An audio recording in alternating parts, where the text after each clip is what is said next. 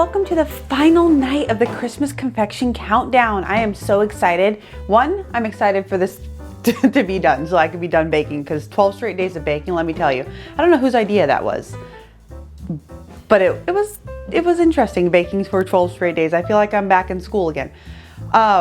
So today we are going to be pulling our very last treat, and I'm pretty excited for this one because, of course, I wrote the list, so I kind of know what's left. But this particular dessert is the only one that my husband requested when I said, what would you like me to make if I'm making a countdown of desserts?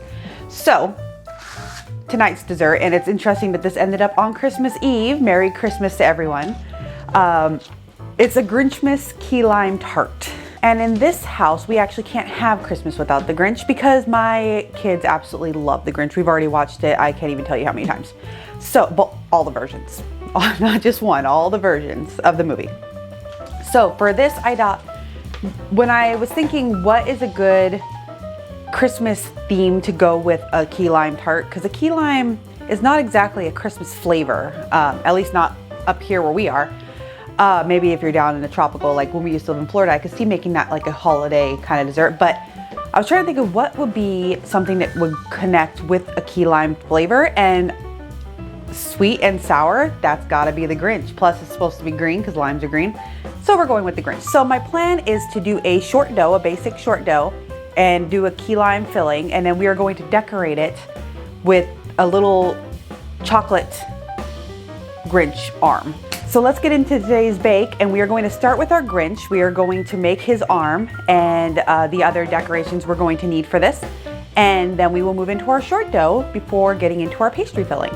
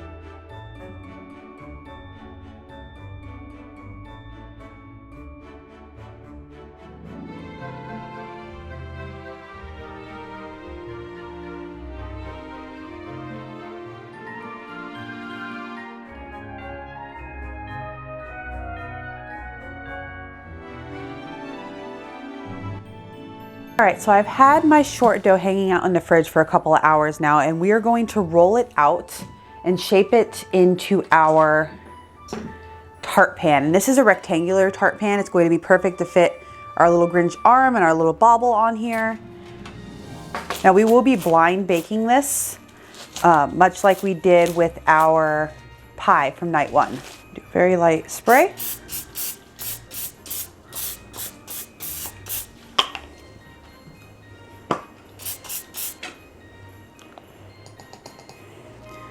Kind of give my pan a little bit of flour on top of that spray so that nothing sticks to the bottom.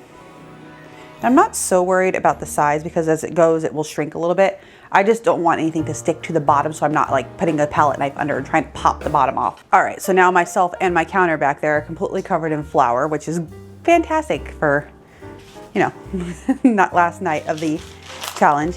But I did manage to get a better look to the dough. So we're going to try and just put this in here gently, and then whatever I don't manage to do with this sheet, I will try and do by hand. That's the nice thing about short dough is it's very forgiving. Like it's ripping all over the place, and that's fine. It doesn't have to be perfect because it's the Grinch after all, and he's not perfect. All right, so we have our beautiful mess of a tart shell here. I got it pretty level and pretty even, which is fine. It'll be the perfect vessel for our tart. Would I serve a tart dough this hodgepodge to judges of a cooking challenge? Absolutely not. But it's gonna be great for what I'm using it for, which is for Christmas Eve. We're having it for our Christmas Eve dessert. Well, I should clarify, I am not having it for Christmas Eve dessert because I am actually allergic to limes, lemons, and all other citrus. But my husband and my daughters will be having this for their Christmas Eve dessert. So I'm going to dock this, which pretty much means I'm going to take this fork and just poke a bunch of holes in it, in this beautiful pastry I just got smooth. And I'm going to put a piece of parchment in it and then put my baking beads in there, and I'm going to pop it in the oven and blind bake this. And we're going to wait for this to completely cool down before we put our filling in. All right, so we are now going to do our filling. And what I'm going to do for the filling is I'm going to take egg yolks, sweetened condensed milk, and lime juice, freshly squeezed. And I'm going to mix them all together and pour them into my shell. Now my shell has been put in the oven and blind baked. It has been cooled down, and I have brushed it with a very thin layer of white chocolate to keep the moisture from the filling from making our crust soggy. It's not really enough to change the flavor of the white chocolate, but we also have the white chocolate going on top with our Grinch arms, so I figured the white chocolate would be a good complement to have here.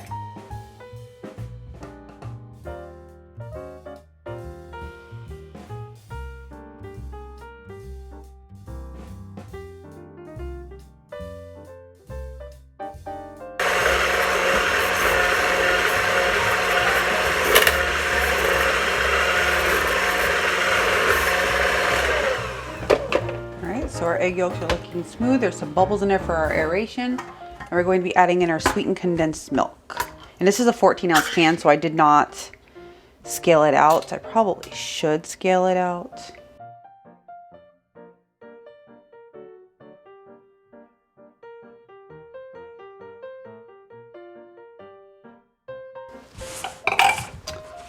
All right, back to it.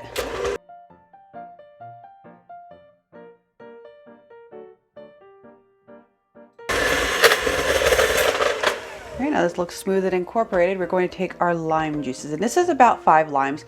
Now the thing is, I'm calling this a key lime tart. It's actually can't be called a key lime tart because these are not key limes. I can't find key limes, but I am using regular lime, so I guess more appropriately, I guess we would be calling it just a lime tart.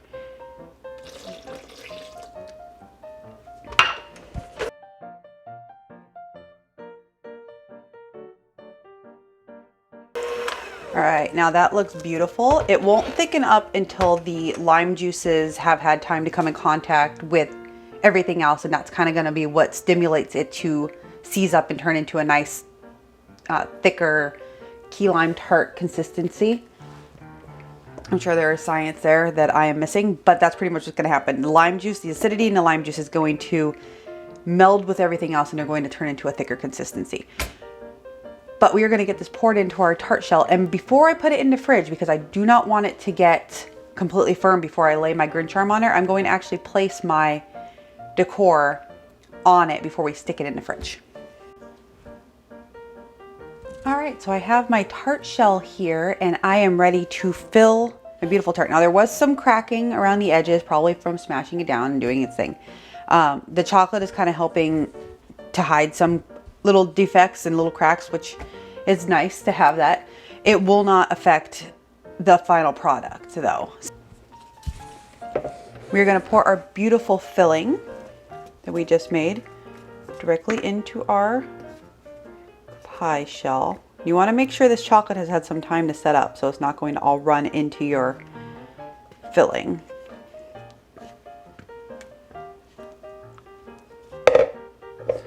Help it along to get into all of its sides here. Hide that chocolate line that I got a little messy with.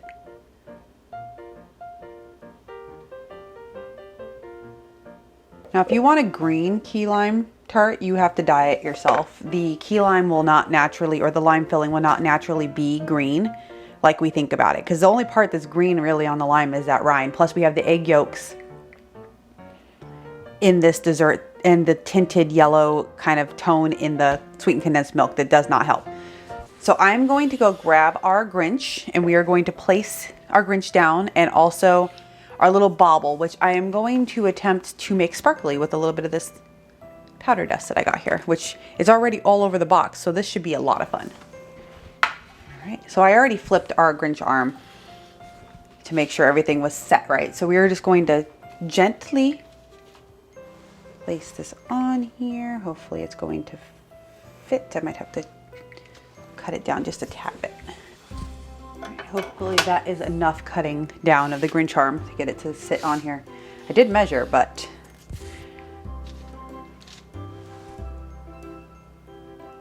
there we go. So that's going to be our Grinch arm on there. And I just want to kind of pop it down so it sits.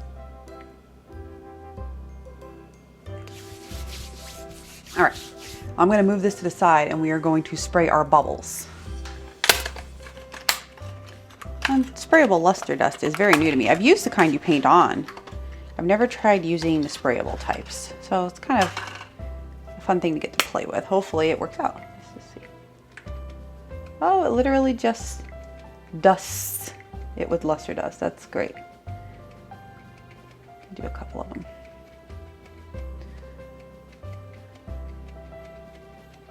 There is glitter particles going all over my kitchen. That's fun. I'll put that back in the box so it's not all over my baking cabinet. All right, now I have the tiniest little parchment cone I think I have ever made because I'm going to do a little bit of a line here for our ornament to hang off of.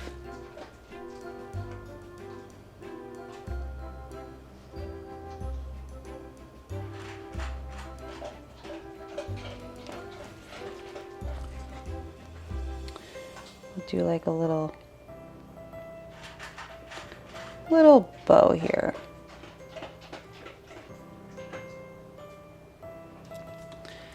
And then I'll take my ornament and just pop it on. We can come back in with a little bit of the white and kind of give it like that little bauble look on there. And there we go. That is our tart mostly done. So I'm going to go and let this set for a couple of hours. It is extremely early here, Christmas Eve at the Busybug Homestead. So we will be back later today to finish this off and do a taste test. I won't be taste testing because obviously I already said I am allergic. So, but we will see you in a couple of hours for the finishing of our very last pastry on this 12 days of Christmas confections countdown. All right, so that is going to be the end of our very last night of the Christmas confection countdown. We have made it through all 12 desserts, and I had a lot of fun with this one because this gave me the opportunity to do a little bit of chocolate decorating, which I love. Now, I know I mentioned previously I don't like candy melts for very much, but this is one of the things I do like candy melts for, because dyeing chocolate in these black and red and green, these very saturated colors, that's very difficult to do. And we did it just fine with the candy melts because they already come in that color. So this is the kind of stuff, like little decorative work, I like using candy melts for. And then I took a little bit of stabilized whipping cream and just kind of made a frame around it so it kind of looks like a picture frame, and added these tiny, tiny little hearts on here because, you know, the Grinch grows his heart 3 sizes. So of course you gotta have hearts if you're going with the Grinch theme, right? And then we also put the little stars from our tree cookies from yesterday's video also on here because they're just too cute to not use. I love those. I might go end up and get some more. I saw them on clearance at Michael's also, so it might be a little shopping trip for us soon. So it's time to eat it. So this one right here is extremely excited because she actually loves lime. So I told her I was making a lime tart and she got very excited to eat the lime tart. So she's gonna be my taste tester because I, like I mentioned already once before, can't eat this, I'm allergic to it. So she is going to be my official taste tester and she's gonna give us our honest opinion on what she thinks of this tart. So I'm going to go, I hate to cut into it because it's just so pretty. I'm gonna just cut a little corner. All right, so are you ready to taste test? Yes. Okay. Ingrid, is The Grinch one of your favorite movies? Yes.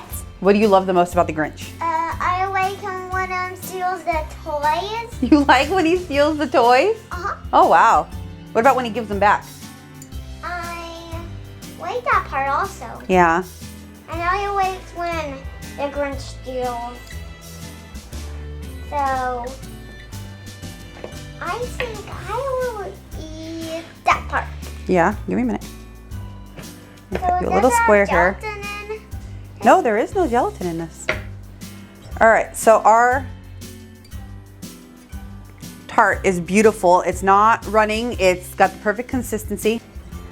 So our texture and our consistency is really good. It's not oozing out all over the place. It's exactly what you want from your tart here. You want to make sure, if you would have cut into it before it had its several hours of chill time, it would have definitely not been set up enough and it would have oozed out. All right, Ingrid, you want to try this? Uh-huh. All right, here you go. You gotta tell us what you think.